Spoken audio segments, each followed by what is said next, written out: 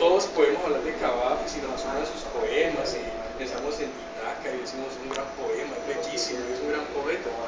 Pero Cavafis murió siendo un desconocido, murió siendo un homosexual, desplazado por sí mismo de la sociedad. Solo unos amigos londinenses sabían que escribía y aún así ese grupo de amigos sabían que era un magnífico poeta.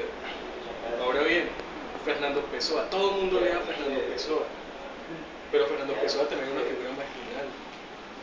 Aún así, los pocos amigos que sabían que escribía sabían que valía la pena. Ahora bien, Kafka, digamos por caso Kafka, un tipo que tuvo como última voluntad que sus cuentos fueran quemados. ¿Qué sucedió? El único lector que tenía, bueno, tenía otros lectores, pero el único lector que tenía sido, dijo, no, pero ¿cómo lo va a quemar si va a privar la humanidad de una obra monstruosa? Otro elemento que, mira, es complicado hoy en día es considerar que lo bello es eso que nos parece bueno. En los poemas de Tral hay una belleza monstruosa. De George Tral, el alemán. Y es producto, claro, él estuvo en el frente de batalla, le tocó ver cómo asesinaban a amigos suyos, sí. Y no podemos esperar de una poesía de esas que nos hable de mujeres perfectas o de figuras griegas espléndidas, ¿no? Nos van a hablar de una ciudad que está sitiada, hay humo, hay una... De hecho, hasta Jimi Hendrix toma una imagen de él para componer una canción. Lo que vamos a ver es neblina, y una neblina de color púrpura porque la muerte está gobernando todo. Reitero, el poeta habla de su momento. Claro, pero mira, el poeta habla de su momento, pero no está obligado, no está obligado a sostenerlo.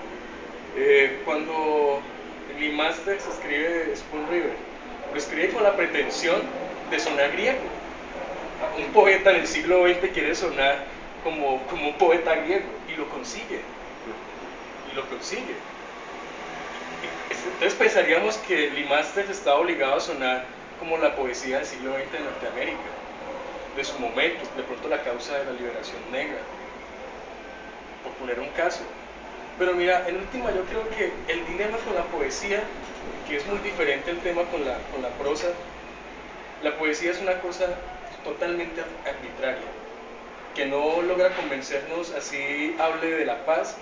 A mí pueden traerme ahora un poema que hable sobre el problema en la Franja de Gaza, y si es un pésimo poema, a mí no me va a conmover el hecho de que me hable de la Franja de Gaza, porque yo lo estoy leyendo como quien consume un poema. Claro. A diferencia de si me traen un buen artículo de opinión donde me exponen la masacre y la invasión, ya voy a decir, carajo, aquí pasa algo terrible. ¿Cuál es el dilema con los lectores de poesía? Me incluyo porque también es, como les decía, el gusto por la poesía es un gusto arbitrario. Leemos con entusiasmo a poetas que llevan siglos muertos, y leemos con entusiasmo a poetas que aún están con nosotros. Diríamos entonces que la caducidad del poeta estaría condicionada por la vigencia del tema que trató.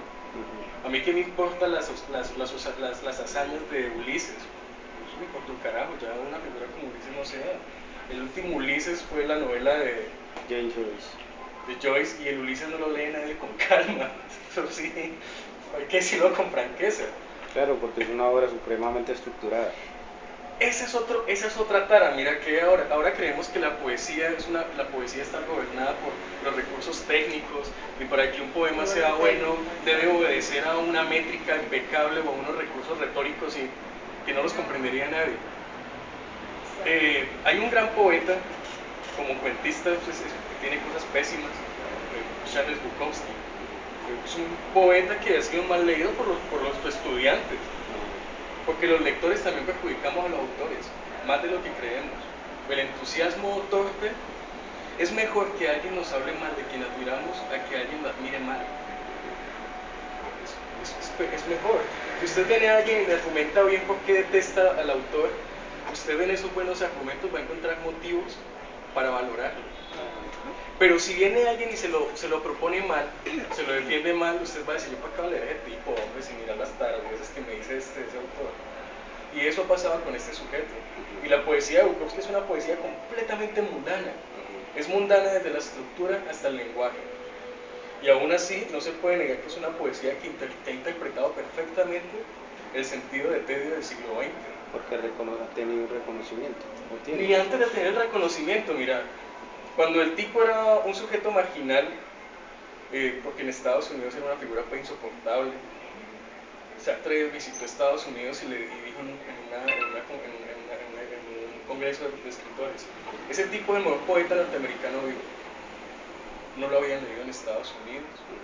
Publicaba en unos fanzines marginales que él mismo editaba con otros amigos y firmaba con otros nombres. De hecho, era donde escribía como el diario de un viejo obsceno, una cosa así, ¿no? Entonces, la idea, y por eso hemos impedido que mucha gente llegue a la poesía, porque todavía incluso queriendo que la poesía sea algo accesible, lo seguimos viendo como una vaina ultraterrena. Nos espanta que un poeta eche un madrazo. Pero por Dios, ¿cómo va a decir hijo de puta en un poema? ¿Qué tiene de raro? Si eso lo escuchamos todo el día en la calle. Y eso es un recurso honesto. En el Quijote hay 1000 madrazos. Y nadie se atreve a decir que Cervantes es un vulgar o que es un tipo que utilizó un recurso barato. No, nadie va a decir, eso fue un capricho de Cervantes. Ay, no, le dijo hijo puta a Sancho porque dijo que Dulcinea era feo, olía feo. No. Entonces, mira, la poesía, así como la persona que trabaja estivando frutas, es una cosa mundana, una cosa que sucede como sucede cualquier cosa. Claro, es parte de la cotidianidad. Los satíricos latinos eran más mundanos incluso que los poetas de hoy. Sí, la cosa es que, miren, hemos querido que la poesía se convierta en una cosa masiva y eso es imposible. Es imposible incluso, por ejemplo, en los catálogos de la Random Mondadori, que ahora es una cosa monstruosa porque es una editorial alemana, más la Random, más la Penguin, más... eso es una transnacional intelectual. ¿Y quién lo va a creer?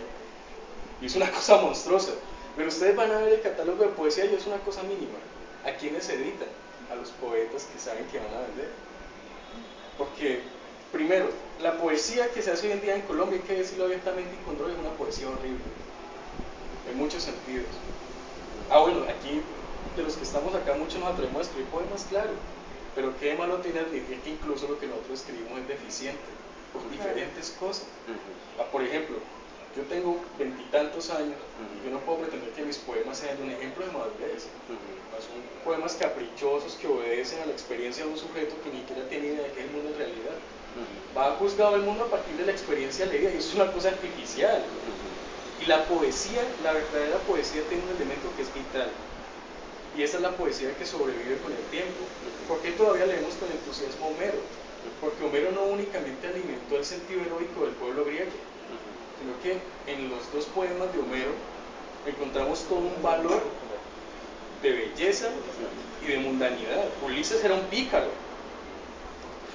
Ulises no era un sujeto respetable, un tipo tramposo, un tipo que iba con ganas de acostarse con todas las muchachas bonitas, un tipo que iba robándose el vino a donde llegaba. Era un vándalo. Claro. La Ilíada. ¿Cómo se pone a la Ilíada? Todos quieren ser el más bonito, todos quieren ser el más heroico. Ahí no hay nada trascendental. En una conversación de Borges y Becázar le decía a Borges a Becázar, le decía, mira, si Homero viviera hoy en día sería el Proust de nuestra época. Pero ¿cómo dices eso? Y le dice, sí, es que en la Ilíada nadie quiere matar al otro. Lo que quieren es competir a ver quién habla más bonito. Y esa es la verdad. A la Ilíada, claro, tiene sangre, debe morir Héctor, debe morir todos. Pero es una cosa aislada. Lo importante en última es la vanidad de los aristócratas griegos, porque Homero escribía para alentar las reuniones de salón. Y miren, esa otra cosa, el poeta es una figura servil. Y es lamentable. Los pocos poetas se han logrado, digamos, librar de esa idea. Han sido los mejores poetas. Aquí en Colombia tenemos un ejemplo, Raúl Gómez Hattin. Hay personas que usted le menciona a Gómez Hattin y se espantan. No, era un ladrón, bazuquero de mierda, no vale nada. Sí. Pero usted lee los poemas de Gómez Hattin y un poema de Gómez Hattin perfectamente se puede llevar la obra poética de Juan Manuel Roca, por poner un ejemplo. Sí, claro. Puede que por eso me gane un libro, ¿no? Pero es que es la verdad. Ya nadie lo quiere, ¿no?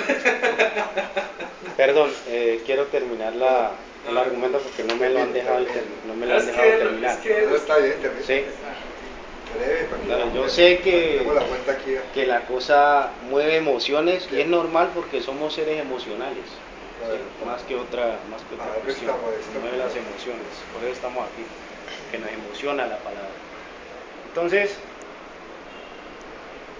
como bien lo sabes, hay unos poetas que son reconocidos, que son los que han ganado premios, que son los que su nombre le da la vuelta al mundo, repito, Mario Benedetti, Pablo Neruda, ¿no? Etcétera.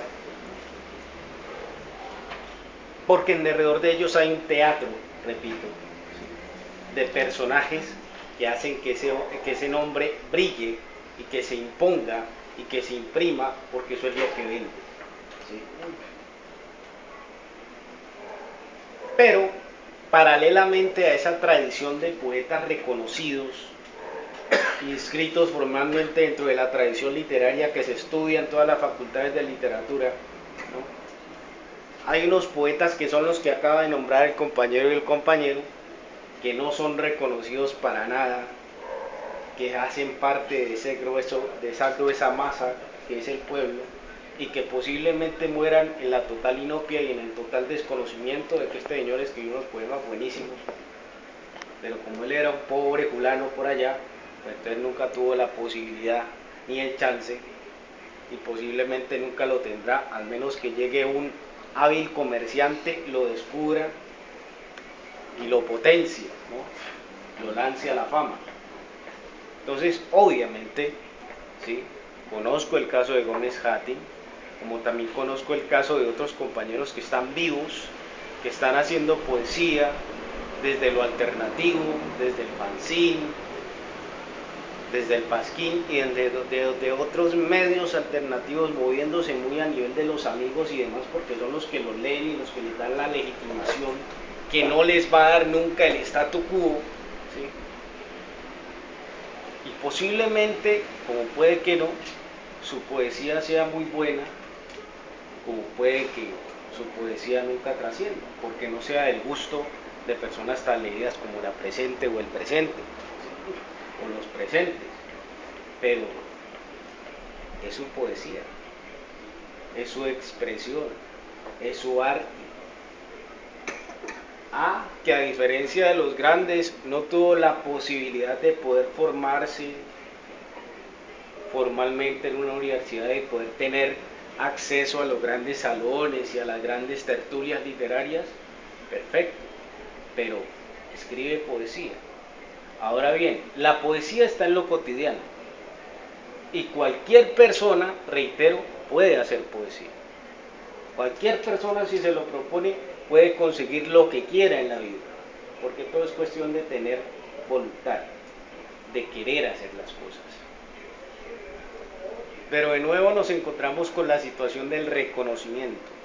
Si mínimamente, yo como un poeta anónimo, que aún soy, ¿sí? No tengo a un buen amigo lector que me incentive a seguir trabajando ese arte, porque quizá ahí hay algo bueno, hay algo interesante para herencia para mis hijos, para los míos, mi amigo, etcétera, pues seguramente ese poema nunca verá la luz y morirá en la inopia. ¿Por qué conocemos a Franz Kafka? Porque a alguien se le ocurrió la idea de rescatar esos textos de las llamas y ponerlos a circular. Lo mismo que otros grandes poetas, que son grandes porque alguien rescató esa obra. Ernesto Sábato, casi todo lo que escribía Ernesto Sábato lo quemaba. Ernesto Sábato nunca pretendió ser publicado. Lo mismo Emily Dickinson, una gran poeta de Estados Unidos. Emily Dickinson nunca en su vida quiso publicar una sola página, porque ella consideraba que nadie tenía el criterio suficiente para poder apreciar eso. Ella consideraba que en su época no había nadie que pudiera darle el valor que merecía. No había nadie que la pudiera entender. No había nadie que la pudiera entender. Lo Así mismo es, Kafka. Por ahí mismo Lo se mismo va a Kafka. Lo mismo Kafka. ¿Por qué? Es que realmente la poesía cuando deja de ser Nadie la podía comercial entender. es como un parto, es algo propio. Sí. Exacto. Es algo propio, no, es que hay dos posiciones, o la poesía se hace para que uno sea reconocido o para que uno se sienta satisfecho y volcado su espíritu en ella. Esa es la Esa es. principal. Ese es el Esa es la punto. única, No, esa es la esa es la disyuntiva, principal, esa es. pero tiene un deber. Y puedo parecer en ese sentido un poco soberbio. El poeta, digamos, o quien tenga esa inclinación de expresar su ser a través de la poesía, tiene el deber de hacer que ese ser también amplíe el espíritu de la poesía, porque como poeta, como hombre, como mujer, vamos a tener las mismas necesidades expresivas que tuvieron los poetas hace siglos. Claro. Sin embargo, el deber del poeta, cuando quiera ser parte, digamos, de eso que llamamos la poesía y eso que se llama la tradición literaria, en la que no solo entran los autores que nos dicen que son los autores clásicos, no, entran muchos que no son reconocidos como tal, pero hacen parte de esa tradición porque se lo ganaron cumpliendo el deber que tenían de medirse con sus precedentes. El deber del poeta es buscarse un campo dentro de la tradición poética, y para eso su único deber es escribir una poesía que esté a la altura de los que lo han precedido. Y ese deber es con la literatura y no es con la sociedad. Es un deber que digamos que es un deber que se impone a sí mismo como un martirio, porque pese a que llegue en algún momento a escribir un poema que diga, supongamos él y su íntimo o su íntima lectora diga, mira, esto, no sé, esto es digno de, no sé, esto es digno de Borges, o esto es digno de Lorca. Y pese a que llegue a alcanzar eso, es desesperanzada su labor, porque eso no le va a garantizar el reconocimiento. Así es. Pero su deber es ese, es medirse con la tradición, no con nada más. Se parece a... Porque la gente se siente identificada. No, es que, digamos, se va a sentir identificada, ¿por qué? Porque el poeta que es sincero con su oficio está aludiendo a las necesidades elementales de todos los seres humanos. Su deber para que ese poema, digamos, sea un poema de calidad literaria, hablando como en términos mercantiles, ¿no? Sino un poema de verdad, que se gane el lugar dentro de la gran tradición de la poesía, es un poema que debe medirse con la poesía, porque digamos que lo que tiene ganado un poeta es el hecho de que siente lo que sienten todos los hombres. Eso ya lo tiene ganado, uno no tiene por qué esforzarse por escribir algo triste. Si uno está triste, digamos, eso es innegable, es una fatalidad. Lo que tiene que esforzarse es por hacer que esa elaboración, ese poema, haga parte de una gran tradición literaria para que se valide, para que se... Tradición literaria, ¿qué quieres decir? Yo digamos, cuando hablo de la tradición literaria, aludo a las grandes formas, a los grandes temas que se han repetido y que permanecen a lo largo de toda la historia literaria. Incluyo las técnicas, No, las técnicas no. Los temas. Los Las técnicas, tópicos, sí, los varias. valores, las virtudes, ¿sí? De la literatura. Les doy un ejemplo. La luna. ¿Sí? La luna es un tema fundamental de la literatura. No es un pretexto, no es una locura. La luna, como dice Borges en su poema, una mañana en Zurich, Suiza, cuando decidí ser poeta, me impuse como todos la secreta obligación de definir la luna. ¿Sí? La obligación. Robert Graves dice que un poeta no es poeta si en algún momento de su obra, habla de su obra, no de su vida, de su obra, no se da a la tarea de definir la luna, puesto que la poesía tiene como parte fundamental, y él ahí alude ya a una cuestión divina, El poeta es una suerte de súbdito de la diosa blanca que es la luna. ¿Ya? Le estoy hablando como un tema literario, pero es un tema literario, digamos que a la hora de un poeta escribir un poema sobre la luna, todos tenemos esa necesidad o ese encanto, sentimos ese encanto de la luna. Pero cuando un poeta serio, digamos en su oficio, va a escribir un poema sobre la luna, se tiene que medir con la tradición de poetas que han escrito sobre la luna. Naturalmente. Para que ese poema, no él, será comparado. ¿ah? Exacto. Él mismo se tiene que medir, él mismo se tiene que medir. Eso es una lucha agónica, porque primero tiene que valorar a los poetas que él admira, ajá, y luego de valorarlos y quererlos, tiene que medirse con ellos, ¿sí? Y medirse con ellos y buscarse un espacio para que, digamos, para acceder a ese rango de que ese poema haga parte de esa tradición. Porque la luna lo acepta. Y no solo la luna, sino la luna, digamos, la mujer es un tópico indispensable de la literatura. Es que precisamente lo original es eso, remitirse. Hay diferentes formas en que la poesía o las odas o los cuentos o las historias han sido medio de transmisión por parte del pueblo llano para expresar también sus sentimientos.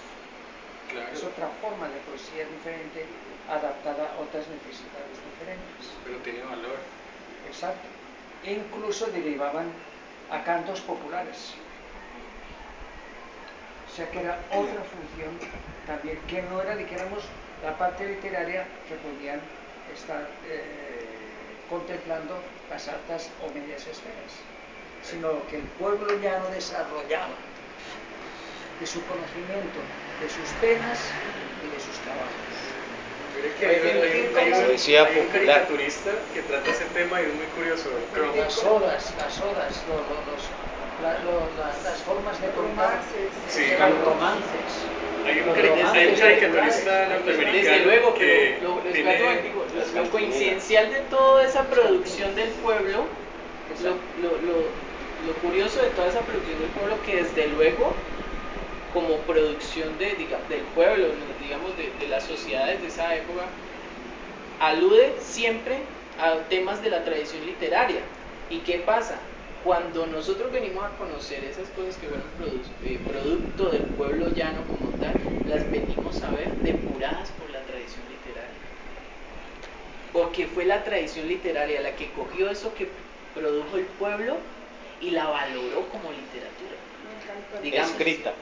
Sí. Sería por eso, pero la intención, muchos de los romances son apócrifos. Claro, no, eso es lo de O sea, menos. no era la intención en absoluto el que nadie reconociera Es eso. que eso es lo de menos. Usted puede escribir un buen poema Por y eso, a no eso le ponga mismo su me nombre, que si el poema es bueno, Es que A eso es lo hay que un yo me refería caricaturista anteriormente. Si queremos ser reconocidos o queremos volcar una acción o un sentimiento real en otro nivel. Claro, hay un caricaturista que dedica todo un volumen a la historia de la música. El tipo un caricaturista tremendo porque hace unas críticas impresionantes a Robert Crumb.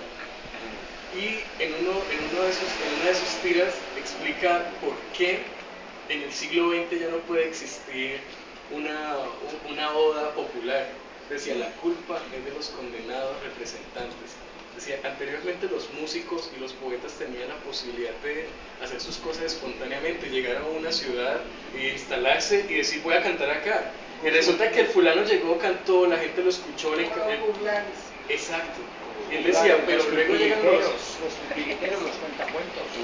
Y hay otro caso, y ya después como un caso más, digamos, elaborado, y es la idea que tenía T.S. Eliot en torno a ser parte de la tradición literaria. La idea de tradición literaria no es un disparate que se menciona, digamos, de la nada, sino que es una cosa que se ha trabajado muchísimo desde Alejandría, en el Renacimiento. Es una cosa impresionante. es que ya los Y griegos T.S. como Eliot tal se comparaban con Homero. Es que, por ejemplo, el trabajo de Alejandría, La Paideia, biblioteca de el que Alejandría, te cita la es un otra vez. trabajo monstruoso que hoy en día no nos podemos ni siquiera calcular. Entonces, ¿qué decía T.S. Eliot? T.S. Eliot decía, miren, Cuando un joven decide ser escritor o poeta, tiene dos alternativas. La primera es tratar de agradar a su tiempo, y esa es una vía fácil. Si usted quiere ser un bestseller, póngase a leer, no sé, cómo escribe Coelho, cómo escribe toda esta gente, y escriba así, y a lo mejor usted termine siendo el Coelho colombiano, ¿quién quita? Porque lo va a leer con atención. Entonces, ¿qué decía? Usted tiene esa alternativa. Y la otra, que es la más digna pero la más arriesgada: conozca a profundidad cuál es su tradición, conozca cuáles son los autores que han dignificado su historia literaria, léalos con profundidad y procure derrumbarlos. Pues, que ese ya es un enunciado tremendo. ¿Qué decía P.S. Eliot del buen escritor? P.S. Eliot decía: el gran autor es aquel que tiene la capacidad de usar su lengua hasta estrangularla. Eso es una imagen tremenda. Pero es que es así. Nos parece un enunciado bruto, pero si lo vemos en profundidad, en última es la finalidad de los grandes autores. Pero esa no es una definición muy academicista, porque de pronto se contrapone, se controvierte con lo que decías, por ejemplo, que el gran poeta y la gran poesía pues están en el mecánico. Pero es que Eliot no quiere decir que el gran poeta solo dependa de la academia. Mira, pues esa decisión de enfrentarse con la tradición no es una decisión que viene de una academia, pues la de cualquier poeta que en un momento de su vida decía: es que yo quiero ser un poeta, pero yo quiero ser un poeta de la gran tradición. Yo no digamos, no quiero ser un poeta que por el momento tenga unas funciones, digamos, de tipo social, digamos, ejerciendo con la poesía funciones que son de tipo transitorias en su momento, sino que quiere que su poesía, digamos, pecando de no ser popular, trascienda y haga parte de la gran tradición. Pero es porque que ya la gran pero tradición sería va una alojando. postura de un poeta o de una persona que quiere figurar. Exacto. No, pero pero quiere figurar en la tradición, pero es que hay que entender Ahí está el reconocimiento del que hablaba. Es que hay que entender una cosa. Pero es que ese figurar en la tradición no es algo que te sucede, digamos, no, inmediato. así, Eso, Es que mira, eso es lo que te iba a decir ahora al principio, sino que no pude terminarlo completo. Eliot decía que la función del buen autor era estrangular el idioma, que es un enunciado brusco. Hoy en día, miren, quien diga que no lee porque no pertenece a la academia es un orate. ¿Por qué? En internet usted encuentra todas las obras del mundo digitalizadas. Yo pude leer la antología palatina, la conseguimos fue digital, ¿no? los dos tomos. Los 2 tomos de la antología palatina. Impreso, bueno, lo conseguimos por ahí a 500.000 cada Leer uno. los poemas que Platón negó, ¿sí? Platón Pero bueno, lo que decía él, la fase poeta, sí, poeta de Platón. la fase rebelde. Pero lo que decía Eliot no se refiere únicamente al reconocimiento egoísta del triunfo, ¿no? Eliot decía: pero esa es una posición arriesgada, casi suicida, porque si usted quiere pertenecer a la tradición literaria, usted se va a exponer a la incomprensión, Claro. se va a exponer al ostracismo, y se va a exponer sobre todo a que sea tildado de un oráculo, que está escribiendo disparates. Decía él: si usted está dispuesto por el arte a aguantar hambre, a aguantar críticas, procure ser un gran escritor. Si usted lo que quiere es vivir cómodamente por lo que escribe, procure ser popular, que son dos cosas distintas. La otra vaina, miren, T.S. Eliot sí era un tipo con una formación académica pues rígida. El tipo se había graduado en Oxford, había estudiado con Bertrand Russell, era un tipo que no, digamos, tenía dificultades académicas. Aún así, era un tipo pobre, un tipo que llegó a Londres con una mano adelante y otra atrás, que llegó otro sujeto, y miren que eso es importante. Nosotros siempre estamos achacando la ausencia de producción, digamos, de calidad, por llamarlo de una forma monstruosa, de literatura, al hecho de que no hay poetas, que no hay escritores. Pero no tenemos en cuenta que también hay figuras que parecerían extraliterarias, que son necesarias. En este caso, me voy a referir a Ezra Pound. Ezra Pound, que era un poeta y un crítico norteamericano. Perteneciente de la generación perdida de Norteamérica. Sí, él no era de la generación perdida precisamente, la generación perdida la integraban otros genes, la pero está reconocido por Walter Castro en su sexo. No, Pound renunció a eso. Pound tuvo un problema. Pound era un poeta renacentista que nació en el siglo XX. Ese es el problema de Pound. Pero es que hacía el sujeto. El tipo dio cuenta que tu deseo estaba mal. Y dijo, no, pero mira, no te angusties, no te volvás por Estados Unidos porque vos allá no vas a hacer nada. Yo tuve un trabajo. El tipo fue, le gestionó un trabajo. T.S. Eliot en Inglaterra no había escrito nada porque T.S. Eliot era un tipo inglés nacido en los Estados Unidos. Entonces, pero hoy en día, por ejemplo, ese tipo de figuras acá no las vemos. La otra cosa que es monstruosa, la ausencia de editores. Miren, si hay mala publicación de libros, vamos a decir que la culpa de una mala publicación es del editor. Usted puede escribir y a uno sus antojos se le ocurre que son escritos, que son poemas, son cuentos, son ensayos, mil cosas. Usted lo lleva al editor y el editor, si digamos es un buen editor, le va a decir a usted en la cara, no, venga, eso está muy bien, lo vamos a publicar, tal cosa, vamos a corregir tal vaina. Pero la figura del editor es una figura en decadencia. Y es terrible, por lo menos digamos en Colombia. En España es un país con tradición editorial, sobre todo Barcelona, hay que reconocerlo, pero Colombia es un país con una dificultad editorial tremenda, tanto así que si bien las publicaciones que hacía Norma de Caray Cruz no eran las mejores, eran publicaciones baratas y eran publicaciones que en contenido eran buenas. ¿Qué hizo Norma? El que hacía la colección tenía buen gusto. Lo acabaron, no, Caray Cruz ya no va, eso lo acabaron. Lo último que se vio como durante los últimos 5 años eran los saldos. Se acabó, Caray Cruz se acabó. Norma lo acabó porque no les daba la rentabilidad que ellos esperaban. Entonces miren ustedes, un país... La rentabilidad por medio. Exacto, es que ese es un dilema. Y en Caray Cruz yo leí cosas que a mí me marcaron de muchachito. Yo en Caray Cruz leí a Andrés Caicedo, que fue otro autor que lo han jodido los lectores. En Caray Cruz tuve la oportunidad de leer a Melville. Ya mucha gente leía allí. Resulta que hoy en día ya no existe. Y eran publicaciones baratas y buenas. Entonces, no pensemos únicamente en el problema del individuo, sino que es un asunto, digamos, casi gremial. Si hay decadencia editorial, por supuesto hay decadencia de la producción literaria. ¿Cuál es mi compromiso como autor? Educarme, y la educación de un autor no es una educación que obedece a un plan educativo de una academia.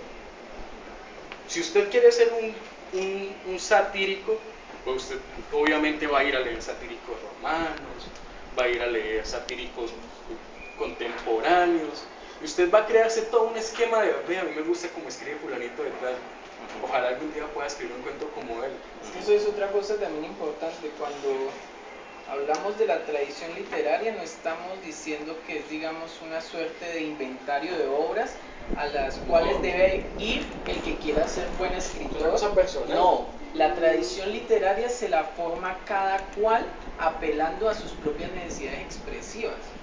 Sí, de su propio don, sí, digamos a la experiencia propia leída se va formando su propia tradición literaria. Sí, claro. Por ejemplo, miren, les voy a poner un caso arbitrario en mi persona. Sí, claro, de acuerdo. Yo valoro más a Luciano de Samosata que a Virgilio. Es mi caso personal. ¿Luciano de Samosata. Y el tipo era y es una palabra fea porque la asociamos siempre con cosas como de Samosata. El tipo era un, ¿cómo se llama esta gente, hombre, que Platón y Aristóteles difamaron? Sofista. Un sofista. Era un sofista. Y uno cree, bueno, pero ese cómo va a poner a leer un sofista, y uno lee a Luciano y uno puede entender perfectamente, digamos, una idea humorística de cómo es Roma en sus primeros siglos de existencia. ¿Qué pasa con Luciano? Es un sujeto al que Occidente le debe muchísimo. En el Renacimiento, Giovanni Boccaccio, muchísima gente, Gracián, Baltasar Gracián lo leyó. En España hay una edición muy curiosa que conseguí en el archivo virtual de la Universidad Complutense de la primera traducción que se hizo al español. Y el traductor aclara que él se disculpa porque tuvo que omitir muchas palabras fuertes que son características del autor, pero que el editor de la Corona no le permitía traducirlas como eran. Luciano, que es un autor del siglo I, es un tipo que ya utiliza términos como marica. Por ejemplo, cuenta la historia, el tipo muere y se crea un personaje que es Menipo. Menipo muere y va por la laguna Estigia y llega y el barquero le dice, bueno, págueme. Dice, pero ¿cómo así? ¿Usted cree que yo voy a ir al otro mundo a pagar? Si toda la vida me pasé pagando cosas. No, pero me tenés que pagar, todos los griegos lo saben, el que muere tiene que pagar. No, yo usted no va a pagar nada. Si quiere que le pague, lléveme al otro lado.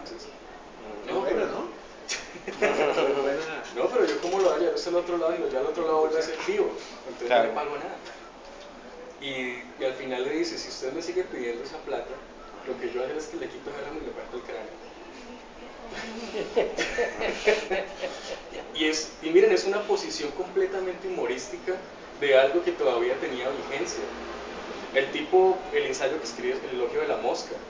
El tipo escribe elogios a moscas, elogios a baños públicos, el tipo escribe elogios a tiranos, escribe elogios a gente pobre, en contra de la república, a favor de la república, en contra de los poetas. En contra de los poetas. Mire, uno lee a Luciano. Exacto, y uno lee a Luciano y uno podría llegar incluso a formular que la primera idea de ensayista, el primer intento de ensayista que hay en la historia occidental es ese. Y no se reconoce. Sí, pero era un tipo con una formación, que eso también es importante, ¿no? Mire, siempre hemos asociado la risa y la burla a la ligereza. Si el tipo se ríe, a la superficial. No, si el tipo se ríe, cualquiera se puede reír. No, la risa es un ejercicio intelectual complejo. Y Luciano lo hace reír a uno, pero con juegos intelectuales. Hay una que a mí me hace reír mucho y es el diálogo de los muertos que inicia con el ingreso de Menipo al inframundo, ¿no? Y en la barca van otros dos tipos que son ricos y van llorando. Y entonces en todo el camino Menipo les dice, sí, tenías plata en esta vida, pues ahora vas a ver lo que es sufrir, te van a dar porque le daban a los pobres. Y es una cosa que, digamos, hoy en día lo podríamos reconocer en un autor contemporáneo, pero uno lo lee siglo I. Luciano hace referencias a poetas griegos que no se conservan, hace menciones de versos de Homero, se refiere a Homero como el poeta de la voz más fuerte, que ese ya es toda una expresión ensayística alrededor de una figura poética. No se conforma con decir, sí es Homero. No, Homero es el poeta de la voz más fuerte. Cuando el tipo, claro, enumera reconocimientos científicos de su época que hoy en día sabemos que son ridículos, pero es un tipo estructurado. No quiero decir que Virgilio me parezca una figura menor. Virgilio es una figura gigantesca, tan grande que Dante lo eligió para que lo guiara por el infierno. Por algo lo hizo. Quiero decir que desde mi punto de vista, de lo que para mí representa la tradición a la que algún día me gustaría escribir, es más afín Luciano que Virgilio. Yo no podría escribir como escribió Virgilio de ninguna manera. Además porque no aspiraría a ello. En cambio veo en Luciano elementos que me parecen codiciables. Y miren que es curioso. En torno a la idea de literatura siempre usamos palabras bien intencionadas, ¿no? Eso es bueno.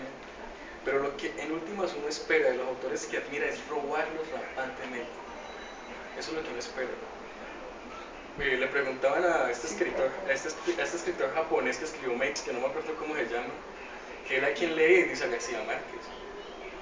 Y cuando yo escribí esta novela lo escribí pensando en 100 años de soledad. Y me queda como, pero ¿qué tiene que ver una cosa con otra? Y para el tipo tiene más valor García Márquez que, por ejemplo, Kawabata en Japón. Me queda como, bueno, ¿a qué se debe eso? Miren, la academia crea tradiciones. A la academia le dicen en el siglo I lea fulano, en el siglo tal lea sultano. La tradición que crea el autor es una tradición arbitraria porque obedece a sus caprichos y pretensiones. No tiene se identifica. Exacto. Y es esa la tradición que debe formarse, no la de las grandes obras que dicen la academia, sino la de las grandes obras que él ha leído y que lo han y que lo han marcado primero como lector y que segundo lo han determinado como autor. Permitimos. Entonces, de acuerdo a esa idea, Claro, no, y es que mire, otra cosa es que muchos en la autores medida son en que lectores. el autor Es que un poco lo que va descubriendo su escritura, esa misma escritura le va dando las líneas hacia donde tiene que orientar su búsqueda en términos de ya referentes anteriores a él que han hecho bien la tarea. Cuando, ¿Nos entendemos? cuando un escritor Bien. llega, recuerden ese ensayo de Oscar Wilde que se llama El artista como crítico. Ajá. El artista como crítico. Allí Wilde planteaba que la única forma en que un autor puede llegar, digamos, a crear una gran obra es asumiendo él mismo su rol de crítico, pero ¿cómo? Descubriendo, a medida que va evolucionando como escritor, sus propios hallazgos. Es, digamos, en algún momento vas descubriendo que tu inclinación es hacia cierto tópico literario, que supongamos que las cosas que más escriben tienen cierta temática, cierta estructura, ciertas alusiones, ciertos referentes que hacen parte de tal tradición. Descubrís de pronto la gran influencia de un autor que has leído. Todo eso lo que van formando son tu propia tradición. Y al momento, Wilde dice, el momento que se hace consciente de esto, es el momento donde ya debe comenzar a buscar su propia voz. No apartándose de sus temas, no, al contrario, ya buscando que sus temas, si bien hacen parte de esa tradición, ahora tienen que buscarse, merecer el campo para estar dentro de esa tradición. Buscar su camino. Ajá. Pero son obviamente cosas, y digamos, íntimamente ligadas a la propia necesidad del autor, no a unas impuestas por afuera, porque pues eso sería absurdo. O digamos, vos te puedes formar tu propia tradición leyendo a 3 autores, pero que son 3 autores que definitivamente te han dado el universo necesario para crear tu obra, y que obviamente has digerido y has conocido hasta la saciedad, al punto de que ya podés no solo dejarte influenciar por él, sino llegar al punto donde te vas a enfrentar con él. Harold Bloom plantea esto en un libro que se llama La angustia de las influencias, ¿sí? Donde él dice que todo gran autor, para ser parte de la tradición, lo que tiene que hacer es luchar con sus predecesores. Es una lucha a muerte, ¿no? Pues él lo plantea en términos literarios, donde si no sos lo suficientemente fuerte, no te dejan por fuera y morís.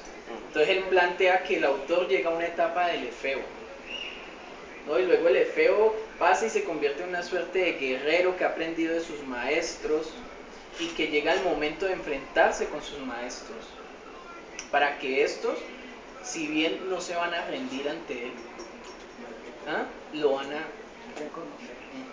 ¿Y qué posición tiene, por ejemplo, cuando la referencia que tengo de...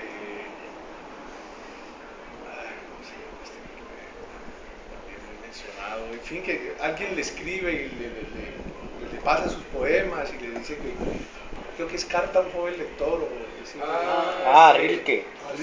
Sí. Donde le piden como una opinión, entonces él José que María ya Rilke. hasta un cuento y le dice, no, pues si usted deja, pues quédese un año sin escribir y cuando... Claro, cuando si usted ve que no le hace falta escribir, pues no escriba, pero si ve que es una necesidad, sí, claro, Eso, y...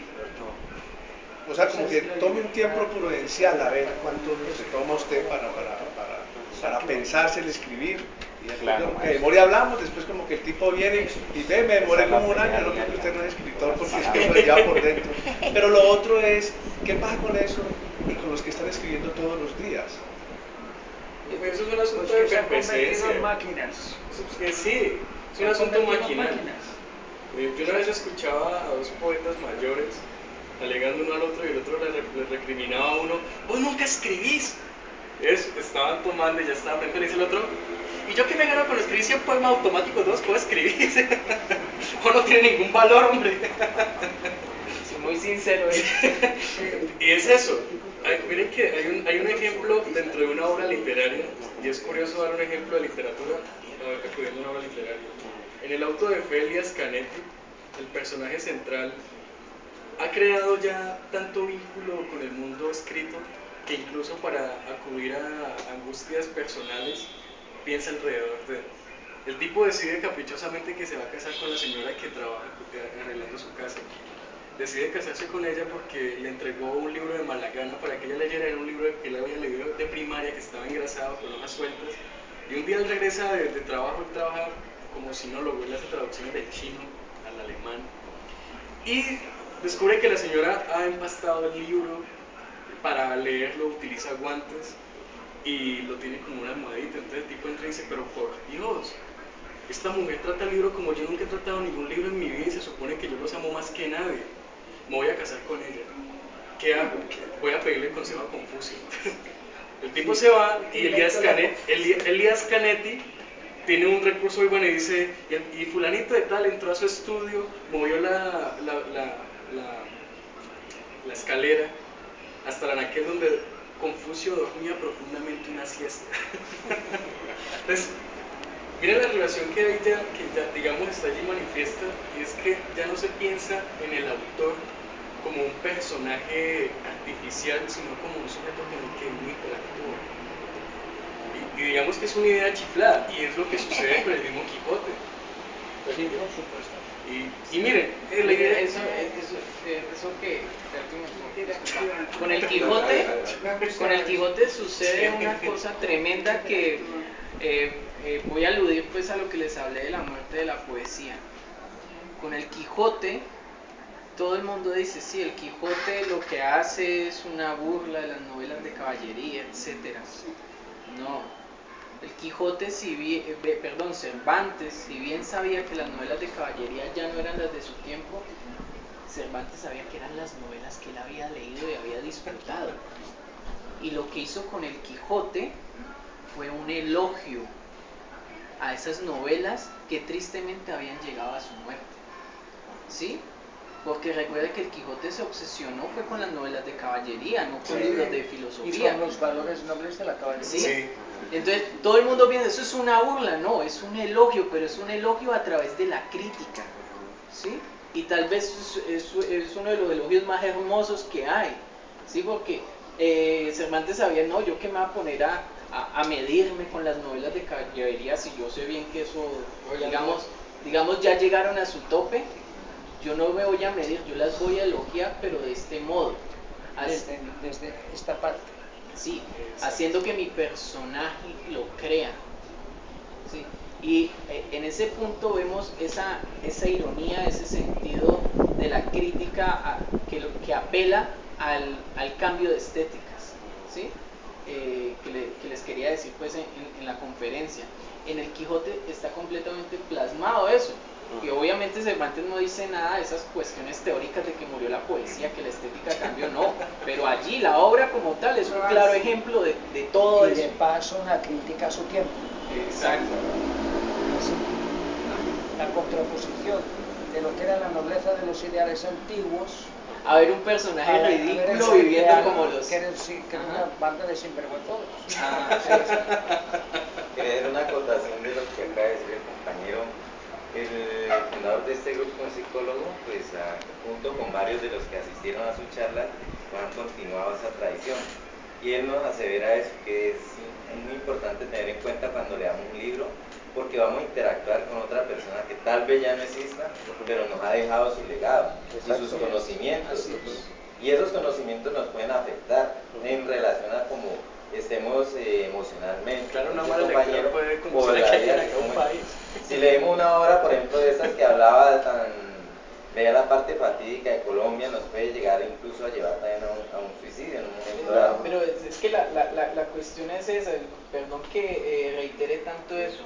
Nosotros hemos llegado al punto de que nosotros podemos leer eso y que no nos afecte porque tenemos ya un sentido crítico, es decir, hay una, digamos, está la idea de que sí, sentimos una profunda tristeza por eso, pero al mismo tiempo sabemos que eso que estamos leyendo es una cuestión que nada tiene que ver con la realidad, que lo único que hace es inspirarnos eso, movernos esas emociones. Yo me refiero al diferente a antes que lo... al que comienza de pronto Pero mira que y que por lo general no es consciente de eso que usted acaba de decir, que puede moverlo a uno y pues yo no voy a decir, no, es que no escriban nada negativo, porque es que de lo negativo, incluso por ejemplo, oye, venir a una charla donde hablan de la poesía muerta era inquietante para mí, porque pues no debe ser mucho de poesía, pero algo me interesa saber cómo va a morir la poesía. Y en lo que usted escribía, no sé si en su blog, decía, yo veo que hay un aliento para que la poesía antes reviva, que renazca, que se vaya modificando. Pero Es que toda muerte trae también para el lector, para eso. No sé si vos estuviste al principio de la conferencia cuando yo les daba el ejemplo de la muerte del dios Pan. Los griegos dijeron, ay, sí, murió, lloramos, le hicimos los ritos funerarios, pero igual ellos siguieron creyendo. Sí, mira que Claro, no alteró, digamos, la idea de ellos seguir su culto. Lo que alteró fue ya la perspectiva que ellos tomaban del Dios. Ellos decían, Pan está muerto, pero nosotros seguimos creyendo en él por esto, esto y esto. Les voy a hacer una comparación, pues, digamos que se sale, pero va al caso. La Iglesia Católica funda su credo sobre un Dios que muere. ¿Sí? ¿Sí? Y Pues no porque... Es más, la historia, miren la paradoja, la historia empieza nuevamente desde él. sí. Es lo que sucede con la muerte de la poesía, empieza nuevamente. Toda crisis Pero desde es una perspectiva diferente, porque no había cristianos antes de Jesús, eran profetas que ya veían la llegada, digamos, al tipo de Hegel que ya predecía la muerte de la poesía de este tipo, pero ya cuando murió, la perspectiva que tomaron los cristianos fue muy diferente de acuerdo a los hechos de su tradición. ¿Cuáles son los hechos? El Pentateuco, y tuvieron que agregar pues ya el Nuevo Testamento, donde está ya la posición frente a esos hechos. Pero luego de qué? De que su Dios, digamos, viviera y muriera. Pero es que si la poesía no muere es como si se perdiera el sentido de la evolución también. Pero se pierde porque es una oportunidad para que nazcan nuevos. Por eso. Es Claro, no, es decir, si eso, tal no, vez si eso es perenne, la si eso función no de las para, crisis pues, pucha, es entonces esa. ¿qué? Exacto. ¿Cuál es el ¿Cuánto valor de la lleva canción? el cristianismo esperando la vuelta de Jesús? Sí, claro. Y sin embargo, No, es que- ¿cuántas cosas han nacido alrededor de ese credo? ¿Sí? ¿Sí me entendés? Sí, sí. En un ensayo que Matthew Arnold escribió Pero es sobre para poesía, matarlo también. el tipo decía para que renovarlo. en últimas la poesía, y eso lo escribió finalizando el ¿Quién? siglo de Matthew Arnold, en el ensayo sobre la poesía. Arnold dice, llegará un punto en que la poesía será un sustituto para muchas de las certezas religiosas que tenemos ahora y para muchas de las certezas científicas. Será un refugio espiritual para el hombre moderno porque se quedará sin ningún otro elemento donde acudir. Bueno, en su momento fue un comentario que parecía más un poema que, digamos, un enunciado crítico. Pero miren lo curioso, a pesar de que sucede el tiempo y los descubrimientos científicos van siendo abolidos y la certeza que en algún punto alguien tuvo de que el Sol giraba alrededor de la Tierra se convirtió en toda una incertidumbre cuando se enteró que eso era un disparate. Hay una cosa con la que nunca vamos a pleitear, y es que un gran poeta es un gran poeta hoy y dentro de 1000 siglos. Y esa es una certeza que nos puede regocijar. El otro día leía yo un poema de Carlos Drummond de Andrade. El tipo hablaba que sí, el primer amor terminó, el segundo amor también, perdiste a tu mejor amigo, pero tienes un perro. Y asumimos que la poesía es un elemento vivo. Vemos la poesía como un elemento vivo, y si es vivo debe morir. Pero por supuesto no va a ser, digamos, un ciclo que se estanque en el hecho de que murió y chao, que esto acabó. No, muere, pero debe esperar a ser reinventado. En algunos episodios históricos tarda bastante tiempo en ser, digamos, resucitada. Nosotros estamos como pasando en un momento de eso. Pero también, digamos, hay que gozarse la muerte, porque en ese periodo de muerte como tal, también hay una cantidad de obras y poetas que hacen que esa muerte sea también una literatura digna, ¿no?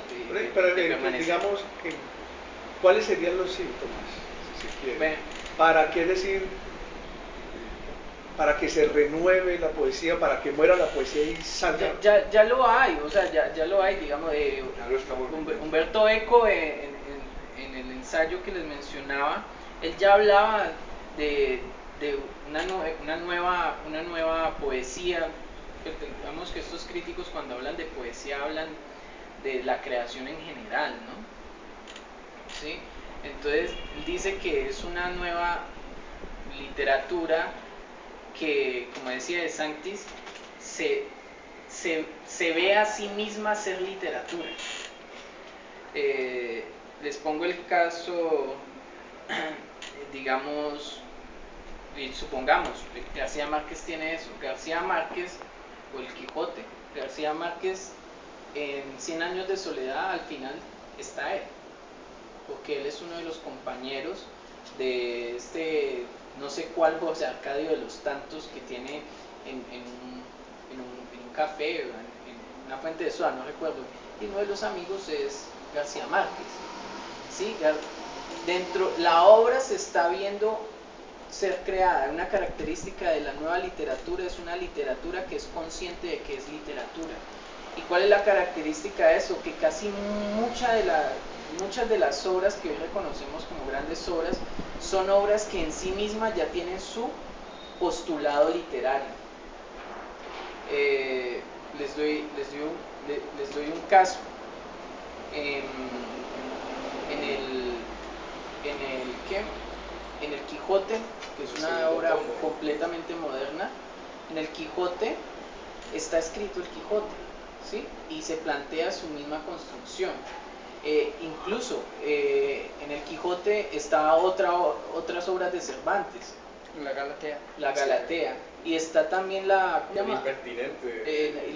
¿Cómo es la pelea de los canes? ¿Cómo es que se llama? La guerra de los canes, algo así. Y plantea la misma construcción. El segundo tomo del Quijote se habla de que se ha escrito el primer tomo. Incluso se habla de que hay una versión del Quijote que no es la de Cervantes. ¿Sí?